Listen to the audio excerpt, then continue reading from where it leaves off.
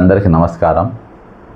ఈరోజు ఏదైతే గవర్నర్ గారు మొట్టమొదటిసారిగా తెలంగాణకు వచ్చిండ్రో ఆయన మొట్టమొదటి ప్రసంగమే, ఆయన ప్రమాణ స్వీకారం చేసినాక నాకు తెలిసి తెలంగాణలో మొట్టమొదటి స్పీచే ఈరోజు మొత్తం అబద్ధాలు ఆడిపించారు. ముఖ్యంగా ఆయన ప్రసంగంలో లేని అంశాలు చాలా ఉన్నాయి. అందులో ఒకటి, రిటైర్ అయిన ఉద్యోగుల సమస్య ఈరోజు ఎంత భయంకరంగా పట్టి పీడుస్తుంది. గవర్నర్ గారికి దాదాపు ఒక 5 పిటిషన్లు ఇచ్చినాం. అంటే గత గవర్నర్ గారు ఉన్నారు, కానీ అదే కార్యాలయం ఉన్నది. ఈరోజు తెలంగాణలో ఉన్నటువంటి ప్రథమ సమస్య ఏది ఉందంటే, ఈరోజు దాదాపు 100కు దగ్గరలా చెరువు అవుతూ ఉన్నారు. తెలంగాణ ఉద్యోగుల, రిటైర్డ్ ఉద్యోగుల యొక్క మరణాల సంఖ్య దినదినం పెరుగుతూ ఉంది. కాబట్టి అంత పెద్ద ఇష్యూ ఈరోజు ఆయన ప్రసంగంలో ఎక్కడ కూడా ప్రస్తావన లేదు. అంతేకాకుండా డెవలప్ ఎంత పచ్చి అబద్ధాలు అంటే, ఈరోజు రేవంత్ రెడ్డి గారి ప్రభుత్వం గవర్నర్ గారితో ఎంత పచ్చిగా అబద్ధాలు చెప్పిందంటే అంత పచ్చిగా అబద్ధాలు ఈరోజు చెప్పి అవి అన్నీ ఇంటుంటేనే నాకే ఎట్లనో అనిపించింది ఈరోజు. కాబట్టి ఈరోజు అసలు ఏవైతే అంశాలు ఉండాలనో అంశాలు లేనే లేవు. తెలంగాణ ఏర్పడ్డ నాటి నుండి నేటి వరకు కూడా అన్ని అబద్ధాల మయంగా ఈరోజు మారినటువంటి పరిస్థితి. అయితే ఈరోజు ముఖ్యమైన అంశాలు ఏంటంటే, ఈరోజు తెలంగాణ అసెంబ్లీలో మరి తెలంగాణ గవర్నర్ శివప్రతాప్ శుక్లా గారు మరి బడ్జెట్ సమావేశాల ప్రారంభ ఉపన్యాసం ఇచ్చిండ్రు. ముఖ్య అంశాలు ఏంటంటే, తెలంగాణ ఆర్థిక వ్యవస్థ బలంగా ఉందని గవర్నర్ గారు చెప్పింది. ఇక ఎంత పచ్చి అబద్ధం చెప్పండి, ఎంత పచ్చి అబద్ధం చెప్పండి. ఈరోజు నీవు రిటైర్డ్ పథకాలు పక్కన పెట్టేద్దాం. నిరుద్యోగులకు ప్రతి నెల 4,000 రూపాయల నిరుద్యోగ భృతి ఇస్తాము అని చెప్పి కాంగ్రెస్ పార్టీ చెప్పింది. బాజాప్తా ప్రియాంక గాంధీ గారు వచ్చి ప్రకటించారు. ఇవాళ దాకా ఒకవేళ నీ ఆర్థిక బలమే అంతగానం ఉంటే ఈరోజు ఇగో నేను ప్రతిదీ ఈరోజు వినిపిస్తా. मानसिक पेंशन मिलेगा, 2 लाख खाली सरकारी पद हैं, उनको हम 1 साल के अंदर अंदर भरेंगे और बेरोजगार युवाओं को 4,000 रुपए प्रति माह बेरोजगारी का भत्ता मिलेगा. పచ్చి అబద్ధం కదా ఇది, ఓకేనా? ఇది పచ్చి అబద్ధం కదా. ఈరోజు నిరుద్యోగుల యొక్క ఆశలు తీరకుండా, వాళ్ళ నిరుద్యోగ భృతి ఇవ్వకుండా ఈరోజు ఎంతోమంది నిరుద్యోగులు ఈరోజు అసూలు బాయడం జరిగింది. ఎంతోమంది ఈరోజు మరణిస్తున్నటువంటి పరిస్థితి.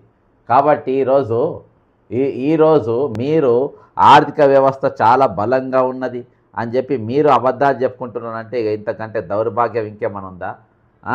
అక్కడికే కాదంటే ఇంకేందంటే వాళ్ళది రాష్ట్ర జిఎస్డిపి 17.82 లక్షల కోట్లు. మన భారత జీడిపితో తెలంగాణ వాటా సుమారు 4.99% అని ఆయన పేర్కొన్నాడంట. అర్థమైందా? అంటే ఇక ఇంతకు మించిన ఇక ఏమున్నది చెప్పు. రైతులకు రైతు భరోసా కింద 1,000 కోట్ల రూపాయలంట ఇచ్చిండ్ర. రైతు భరోసా ఇప్పుడు రైతు భరోసా ఇచ్చిండ్ర. రైతులకు ఏది వాళ్ళకు పైసలు పడ్డాయా? వాళ్ళ అకౌంట్లలో పడ్డాయా? ఈరోజు పడ్డాయా? కాబట్టి ఎందుకు ఇంత అబద్ధాలు ఈరోజు చెప్పిస్తారు చెప్పండి? కొంతమంది సిగ్గనిపించాలి ప్రభుత్వానికి, గవర్నర్ గారితో అబద్ధాలు చెప్పడానికి. ఈరోజు సరే ఇది రొటీన్గా జరుగుతూ ఉంది. గవర్నర్ గారు ఇవన్నీ కరెక్టా రాగానే కొంచెం ఎంక్వైరీ అన్న చేసేది ఉంది.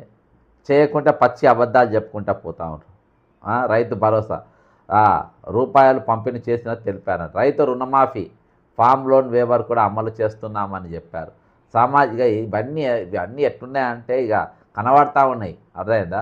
సామాజిక సంక్షేమ కార్యక్రమం, మహిళలకు ఫ్రీ బస్సు. అది కొత్త బస్సులే, పాత బస్సులనే ఇరికి పోతూ ఉన్నారు వాళ్ళు జనము. కొత్త బస్సులు ఏం వేసింది లేదు. అర్థమైందా? సరే, మహిళలకు ఫ్రీ బస్సు ట్రావెల్, భారీ ప్రయాణాలు జరిగాయని పేర్కొన్నారు. లక్షలాది కొత్త రేషన్ కార్డులు ఇచ్చామని చెప్పారు. ఏడిచ్చిన రేషన్ కార్డులు చెప్పాలి. ఫామ్ తీసుకున్నారు, అది ఎంతవరకు అందిందనే చూడాలి. ఇల్లు మరియు అభివృద్ధి, పేదలకు 4.5 లక్షల ఇళ్ళ నిర్మించాలనే లక్ష్యంతో చెప్పారు. ఇంకో అబద్ధం.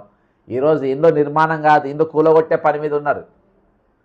ఈరోజు ఇండ్లు కూలగొట్టే పని మీద డిస్ట్రక్షన్ స్టార్ రేవంత్ రెడ్డి గారు ఈరోజు ఇండ్లు కూలగొట్టే పని మీద ఇండ్లు కూలగొడతా ఉంటారు. తెల్లాలు లేస్తే అర్థమైందా? తెల్లాలు లేస్తే ఇండ్లు కూలగొడుతుండ్రు. అది తప్ప నీ ఇల్లు కట్టే పరిస్థితి లేదు. ఎవడు అక్కడ ఇండ్లలో పోయింది లేదు, ఇండ్లలో సంసారం చేసేది కూడా లేదు. ఇల్లు కూలగొట్టే పని మీద ఈరోజు అభివృద్ధి అని చెప్పేసి పెట్టుకుంటారు. ఇక అభివృద్ధి హైదరాబాద్ను గ్లోబల్ ఇన్వెస్ట్మెంట్ హబ్గా అభివృద్ధి చేస్తామంట. హబ్గా ఈయన చూసి వస్తున్నట్ట. ఫ్యూచర్ సిటీ నుంచి పోర్ట్ బందర్ వరకు green express way, bullet train hub, ఇది శంషాబాద్, ఆదిలాబాద్, వరంగల్ కొత్త ఎయిర్పోర్ట్లు అంట. ఇక్కడ అంట బుల్లెట్ ట్రైన్ అంట, ఎయిర్పోర్ట్లు అంట. ఇక గిన్ని అబద్ధాలు చెప్పుకుంటా ఈరోజు రాసుకుంటా ఉండ్రు. ఈరోజు గవర్నర్ గారి ప్రసంగం ఎట్లుందనంటే మొత్తం ప్రభుత్వ ప్రచారం మాత్రమే అన్నట్టుగా ఈరోజు ఆయన ప్రసంగం ఉన్నది. భారత రాజ్యాంగం ప్రకారము గవర్నర్ గారు ఏది ప్రభుత్వం రాసిన పాలసీ స్టేట్మెంటు మాత్రమే. ఇది ఒక రాజ్యాంగం అంశంలో ఉంది కాబట్టి చదువుతాను. అందుకే ప్రతిపక్షాలు దీన్ని ప్రభుత్వ ప్రసంగంగా కూడా ఈరోజు వారు విమర్శించారు. లోపల లొల్లి కూడా ఇది కదా, బుడ్డగా పెద్దగా ఏం కాదు కదా. తెలంగాణ అసెంబ్లీలో కూడా ప్రతిపక్ష అసెంబ్లీలో ఈ ప్రసంగంలో ఉన్న విషయాలను అతిశయోక్తులు, అబద్ధాలు అని వాళ్ళు కూడా విమర్శించారు. గవర్నర్ వ్యక్తిగత అభిప్రాయం అసలు కానే కాదు. ఆయన అభిప్రాయం చెప్పేది ఉంటే ఇక ఇవాళ వేరే తీరుగా ఉండేది, అది కాలేదు. అర్థమైందా? ప్రభుత్వం చెప్పాలనుకున్న కథనే చదవడం గవర్నర్ గారి పని అయిపోయింది. ఈరోజు ఆర్థిక పరిస్థితి వర్సెస్ సంక్షేమ పథకాలు ఏ విధంగా ఉన్నాయనంటే ప్రసంగంలో తెలంగాణ ఆర్థిక వ్యవస్థ బలంగా ఉందని ఇంతకుముందు నేను చెప్పిన కదా, భారీ సంక్షేమ పథకాలు అమలు చేస్తామని చెప్పడం జరిగింది. అర్థమైందా? ఇక దీనిపైన వాస్తవ పరిస్థితి ఏంటనంటే రాష్ట్ర అప్పులు పెరుగుతున్నాయి. ఇది ఆర్థిక నిపుణులు చెబుతున్నటువంటి పరిస్థితి. ఏ విధంగా అప్పులు చేస్తూ ఉండో తెలుసు. ఆ అప్పులు తెచ్చిన అప్పులతో ఎక్కడ కూడా ఈరోజు నిరుద్యోగులకు కానీ, రిటైర్డ్ ఉద్యోగులకు కానీ, రైతులకు కానీ ఈరోజు మీరు ఇచ్చిన వాగ్దానాల్లో ఏదైనా నెరవేర్పులో కానీ దేని కూడా పైసలు వాడతలేరు. కేవలం మీరు దోచుకోనికి, మీరు దాచుకోనికి, మీ బిల్లులు తీసుకోనికి అవి వాడుకుంటున్నారు. కానీ ఈరోజు ఎక్కడ కూడా ప్రజలకు మాత్రము ఆ తెచ్చిన అప్పులలో ఎక్కడ కూడా వాళ్ళ వాటా లేదు. రాజకీయ ఆకర్షణమైన ఆర్థిక భారమైన పాలసీలు అవుతాయి తప్ప ఇక దీనికి ఫ్రీ స్కీమ్స్ ఎక్కువ, ఉత్పాదక పెట్టుబడులు తక్కువ.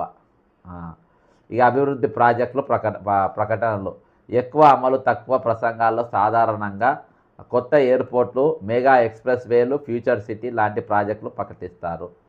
చాలా ప్రాజెక్టులు ఇంకా డిపిఆర్ ప్రణాళికలు లేవు. వీటి ఎక్కడ కూడా ఈరోజు డిపిఆర్లు లేవు, డీటెయిల్డ్ ప్రాజెక్ట్ రిపోర్ట్ అనేది లేనే లేదు. ఇంకోటి ఇదంతా స్టార్టింగ్లోనే ఉన్నాయి. ఇది కాంగ్రెస్ ప్రభుత్వ ఎజెండా. ప్రస్తుతం తెలంగాణలో ప్రభుత్వం నడుపుతున్నది రేవంత్ రెడ్డి నేతృత్వంలో ఉన్నటువంటి కాంగ్రెస్ ప్రభుత్వం. కాబట్టి ఈరోజు గవర్నర్ ప్రసంగం కాంగ్రెస్ ప్రభుత్వం చేసిన పనులకే క్రెడిట్ ఇస్తుంది. ఈరోజు కాంగ్రెస్ పార్టీ ఇచ్చినటువంటి సవ్య పరిస్థితి. గత ప్రభుత్వ పనులు కూడా అంతే ఉన్నది. గత ప్రభుత్వం ఏం చేసిందో వీళ్ళు కూడా గసటి ప్రసంగమే చేసిండ్రు. ప్రజల సమస్యలు ప్రస్తావన తక్కువ, విమర్శలు అంశాలు అంటే ఒక విమర్శలే తప్ప ఈరోజు ప్రసంగంలో తక్కువగా ఈ అంశాలు మాట్లాడింది. అలా ముఖ్యంగా రైతు అప్పులు, అదేదా నిరుద్యోగం. ఈరోజు దాదాపు 2 లక్షల పైగా నౌకర్లు మీరే ఇంతకుముందు ప్రియాంక గాంధీ గారు చెప్పింది వినిపించిన దాదాపు 13,00,000 పోస్టులు మాత్రమే మీరు నింపినారు. దాదాపు 1,86,000 పోస్టులు ఇంకా మీరు నింపాల్సి ఉన్నది. ఈరోజు ఎంతమంది నిరుద్యోగులు ఆత్మహత్యలు చేసుకుని చెప్పండి. ఎంతమంది నిరుద్యోగులు ఇప్పటి వరకు ఆత్మహత్యలు చేసుకున్నారు? ఎంతమంది నిరుద్యోగులు మా నౌకర్లు ఇక రానే రావు, ఇక మా బతుకు ఇంతే అని చెప్పేసి నిరాశ నిస్పృహతో ఎంతమంది యువత ఈరోజు కొట్టమిట్టాడుతుంది చెప్పండి. ఈరోజు ఎక్కడ మాట్లాడుతున్నారు మీ నిరుద్యోగుల తరపున? నిరుద్యోగ భృతేమైపోయింది? నిరుద్యోగ భృతేమైపోయింది? నిరుద్యోగులది వాళ్ళ కష్టాలు ఏమైపోయినాయి? నిరుద్యోగుల యొక్క బాధలు ఎవరు మాట్లాడుతున్నారు? అర్థమైందా? ఇవన్నీ కూడా గాలికి వదిలేసిండ్రు. ఎవడు ఎటన్నా పోని మేము చక్కగా ఉంటే చాలు, మేము మంచిగుంటే చాలు, మేము హ్యాపీగా ఉంటే చాలు. అర్థమైందా? అటువంటి పరిస్థితులలో ఈరోజు తెలంగాణ సమాజం ఉన్నది. ఇక నిరుద్యోగులు ఎంతమంది చచ్చిపోయింది చూడండి. వీళ్ళందరూ ఎట్లా చచ్చిపోయింది నిరుద్యోగులు? ఒకరు కాదు, ఇద్దరు కాదు ఈరోజు. అర్థమైందా? వీళ్ళంతా తెలంగాణ ఉద్యమంలో క్రియాశీలకంగా పాల్గొన్నటువంటి బిడ్డలు వీళ్ళంతా. అర్థమైందా? క్రియాశీలకంగా. అర్థమైందా? ఉద్యోగం రాలేదని యువకుడి ఆత్మహత్య. అర్థమైందా? ఇవన్నీ ఇంకా లేటెస్ట్ ఫొటోస్. ఇవన్నీ ఎంతమంది చచ్చిపోయినారు? ఇవన్నిటికి ఎవరు బాధ్యత? ఇవన్నీ వస్తున్నాయి ఆ ప్రసంగంలో. అర్థమైందా? ఇదొక దిక్కుపోతే ఇక వీళ్ళైతే ఇక లెక్కకే లేవు. తాజాగా దేవదాస్ గారిని లైన్లో తీసుకుందాము. పోలిట్ బ్యూరో మెంబరు మరి ఆయన చనిపోయినమని ఇప్పుడే మెసేజ్ వచ్చింది. మరి అది ఎంతవరకు కరెక్టు అనేది నాకు కూడా ఐడియా లేదు. మరి ఆయన చాలా యాక్టివ్ ఉండే రిటైర్డ్ ఉద్యోగులల్లో చాలా యాక్టివ్గా ఉన్నటువంటి వ్యక్తి, చాలా యాక్టివ్ ఉన్నటువంటి ఎగ్దమ్ ఆయన చనిపోయిననే విషయం రాగానే నేను కూడా స్టన్ అయిపోయినా. అన్న నమస్తే అన్న. నమస్తే. నేను లైవ్లో ఉన్నా. ఇది ఏందన్నా సార్ చనిపోయిందని ఒక ఫోటో వచ్చింది నాకు. సత్యనారాయణ. ఈయన సత్యనారాయణ సార్ పేరు? Satyanarayana, retired head master, Karimnagar జిల్లా నుంచి.